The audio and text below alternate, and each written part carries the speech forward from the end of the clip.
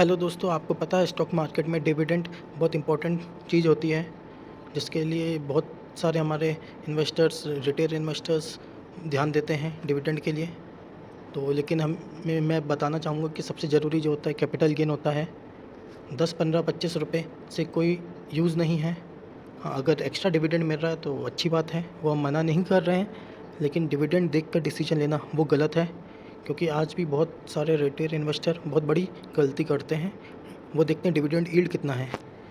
मैं आपको बताना चाहूँगा डिविडेंड यील्ड जो है वो कभी नहीं देखनी चाहिए, वो बहुत गलत मैसेज जाता है।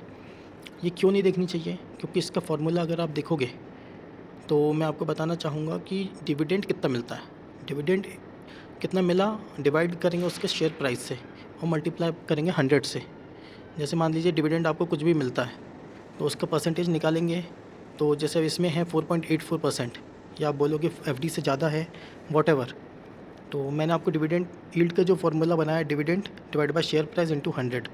अगर मान लीजिए दोस्तों, अगर शेयर प्राइस जो है वो चेंज होती है, तो शेयर प्राइस जो है अगर डिनोमिनेटर में है, तो डिनोमिनेटर में अगर शेयर प्राइस अगर डिक्रीज़ होगा तो उसका डिविडेंड यील्ड जो है वो ज़्यादा हो जाएगी। वो 4.84 से ज़्यादा 5%, 10%, 20% तक चली जाएगी। इसलिए दोस्तों डिविडेंड यील्ड देख के डिसीजन लोगे तो फंस जाओगे, क्योंकि जितना शेयर प्राइस क्रैश होगा उतना डिविडेंड यील्ड बढ़ता है। तो इसलिए डिविडेंड यील्ड देख के डिसीजन नहीं लेना होता है दोस्तों। ऐसे ही अगर किसी शेयर प्राइस बढ़ता जा रहा है किसी कंपनी का, तो उसका डिविडेंड यील्ड जो है वो कम हो जाएगा। तो ये पूरा उल्टा फार्मूला है दोस्तों। तो मैं आपको बताना चाहूँगा, जैसे इसका 222 रुपये है प्राइस, इसका 4.84% डिविडेंड यील्ड है, कोई बुरी बात नहीं। लेकिन अगर यही डिविडेंड यील्ड अगर 6% मिल सकता है आपको, अगर 222 पे अभी चल रहा है और अगर ये 200 पे आता है, मतलब कम हो जाता है, तो ये बहुत ज़्यादा बढ़ जाएगा, 6%, 8%, 10% हो जाएगा। तो दोस्तों आपको ऐसा नहीं करना है कि आपका डिविडेंड तो मिल जाएगा लेकिन आपका पैसा जो है वो कम हो जाएगा, तो क्या फ़ायदा। तो डिविडेंड यील्ड देख के कभी भी डिसीजन नहीं लेना दोस्तों। और ये चीज़ मैंने आपको दूसरे भी वीडियोज़ में अपनी बताई है, लेकिन अनफॉर्चुनेटली लोगों ने इस पे ज़्यादा ध्यान देते नहीं हैं और बस शेयर पे ध्यान देते हैं। कौन सा मैंने आपको बताया वो ध्यान दिया और वीडियो क्लोज़। लेकिन आप मेरी पूरी वीडियो देखा करिए, इसमें आपको मैं पूरी डिटेल में बनाऊँगा चीज़ें।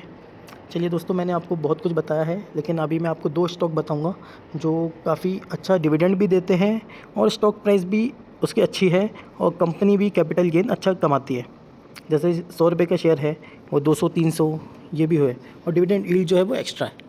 तो आपको डिविडेंड जो मिलेगा वो एक्स्ट्रा ही है। ऐसा नहीं कि हाँ तो 200 का शेयर है और 100 का हो गया तो वो तो नुकसान हो गया आपका। तो आपको मैं बताऊं कि फ़ंडामेंटल्स अगर देखें हम इस कंपनी का, तो मैं फ़ंडामेंटल्स पे ज़्यादा जोर देता हूँ।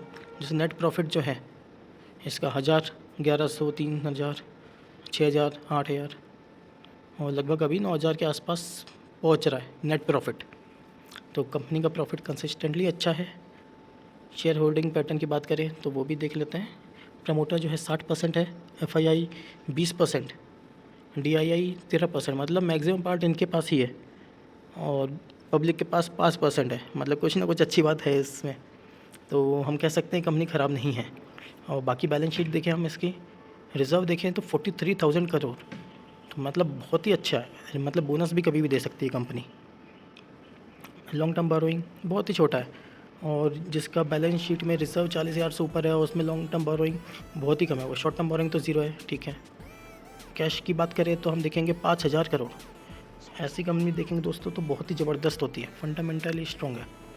और इसका इंटरिम डिविडेंड देखेंगे तो देखिए 2022 में 10 रुपये का दिया है, 2021 में देखिए 10 का, 6 का, 6 का, फिर 10 रुपये का डिविडेंड। मतलब कितनी बार डिविडेंड दिया? 4 बार। तो मतलब 4 से 5 बार डिविडेंड देती है ये। और अभी 2022 स्टार्टिंग होने पे ही इसने अभी डिविडेंड दे दिया है जनवरी में। तो हमें डिविडेंड के झांसे में नहीं आना है। कंपनी 10 बार डिविडेंड दे दे, लेकिन हमें ये देखना है कि कंपनी के शेयर प्राइस में तो गिरावट नहीं है। तो आप लोगों के सामने स्टॉक है, इसका देखेंगे 1 साल का परफॉर्मेंस 26%, नॉट बैड। 5 साल का 173%। आप देखेंगे 150% के रिटर्न है।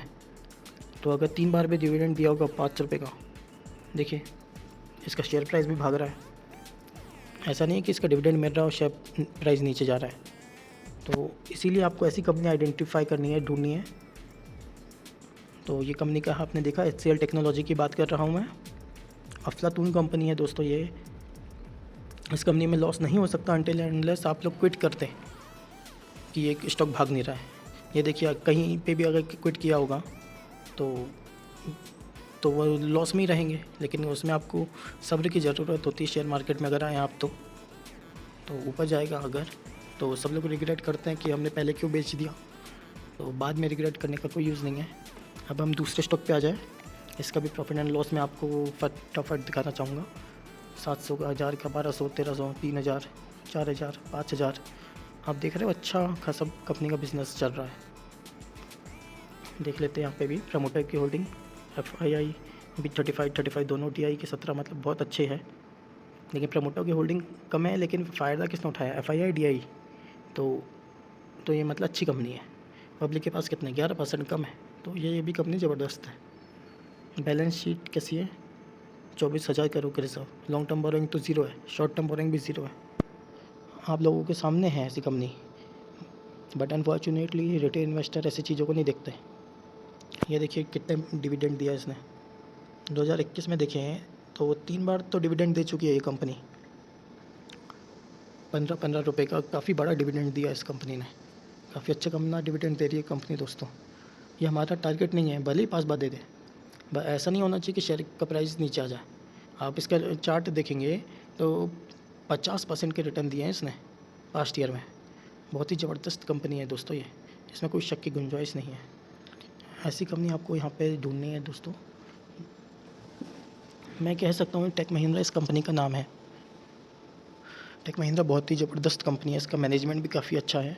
इसका आप पुराना चार्ट पैटर्न देखेंगे, ये देखिए आप यहाँ पे वॉलेटिलिटी ज़्यादा रहती है। सिर्फ आपको दिक्कत भी हो सकती है अगर आप शॉर्ट टर्म के लिए जाएंगे तो। आप टेक महिंद्रा की बात करिए, HCL टेक की बात करिए, तो बहुत अच्छी कंपनी है। ये मेरी कोई रिकमेंडेशन नहीं है, लेकिन बहुत ही अच्छी कंपनियाँ हैं जिसमें मैंने खुद ने इन्वेस्ट किया है। आप भी इस पर रिसर्च करिए, स्टडी करिए। ऐसा नहीं कि आपने वीडियो देख लिया, निवेश कर दिया और 4 दिन में स्टॉक नीचे आ जाए और आप भाग जाओ, तो ऐसा नहीं है। आप इसके बारे में पढ़िए, और बहुत अच्छे स्टॉक्स भी हैं, इनके अलावा भी बहुत अच्छे स्टॉक हैं।